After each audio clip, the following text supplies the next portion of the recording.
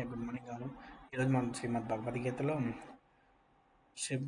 భగవద్గీత భాష్యంలో అందులో తృతీయ అధ్యాయ 11వ నుంచి తెలుసుకోబోతున్నాం. మూలం అయనేషు చ సర్వేషు యథాభాగమవస్థితాః భీష్మమేవాభిరక్షन्तు భవంతః సర్వ ఏవ హి అయనేష్వితి భవంతః మీరు సర్వే ఏవ హి అందరూ సర్వేషు సమస్తమైన అయనేషు సేనా ప్రవేశ నిర్గమ స్థానాదులలో యథాభాగం తమ తమ స్థానాన్ని అనుసరించి నిలిచిన వారై భీష్ముని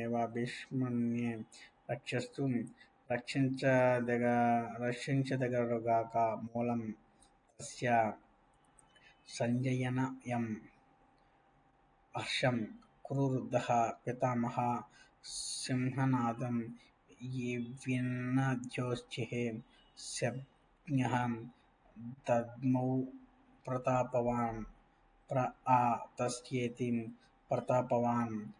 ప్రతాపవంతుడు కురువృద్ధః కౌరవులలో వృద్ధుడు అయిన పితామహ భీష్ముడు తస్య దుర్యోధనకు హర్షం ఆనందాన్ని సంజ్ఞయన్ పుట్టించుచు ఉచ్ఛ్వస బిగ్గరగా సింహం ధ్వని చేసినట్లు వినర్జః ధ్వని చేసి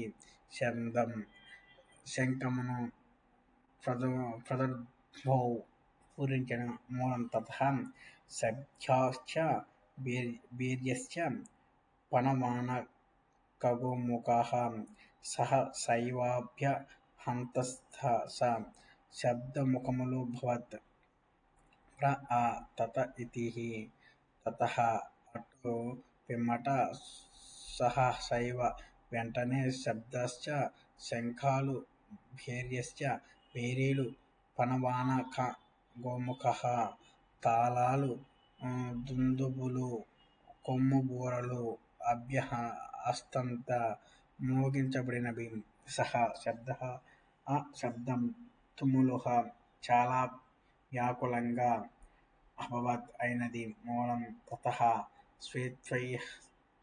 శ్వేతైర్హైర్యుక్తే మహతి స్యందనే స్థితౌ మాధవః పాండవశ్చైవ దివ్యౌ సంజ్ఞా ప్రదద్దుతః తాత ఇతి.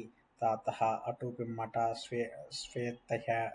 శ్వేతైః తెల్లని హయైః గుర్రములతో యుక్తై కూర్చబడిన తెల్లని గుర్రాలు కట్టిన మహతి గొప్ప స్యందనే రథమునందు స్థితౌ ఉన్న మాధవః శ్రీకృష్ణుడు పాండవః చైవ అర్జునుడు దైవ దివ్యములైన శబ్దౌ శంఖాలను ప్రదధ్తుః పూజించిరి. మూలం పాంజన్యం హృషీకేశో దేవదత్తం ధనంజయః పౌండ్రదద్మౌ మహాశబ్దం భీమకర్మ వృకోదరః పాంజన్యమితి. హృషీకేశః శ్రీకృష్ణుడు పాంచజన్యమనే శంఖాన్ని దద్మౌ పూరించెను. ధనంజయ అర్జునుడు దేవదత్తాది పూరించెను.